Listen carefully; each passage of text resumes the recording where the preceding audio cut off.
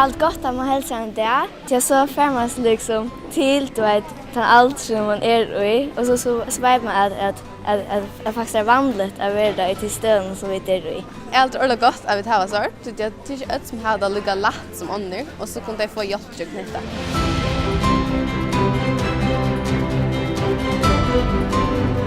Ja, det är väldigt gott. Jag vet att kanske några trubbelägare när man är i en snalsen. Jag har alltid att det är gott att man har en sån där. Att så de som kanske har det ring och är kanske sin flow av det så får de veta att det är en rådgivning som är dolnämnd och de kan snacka om det som de har hot till vid.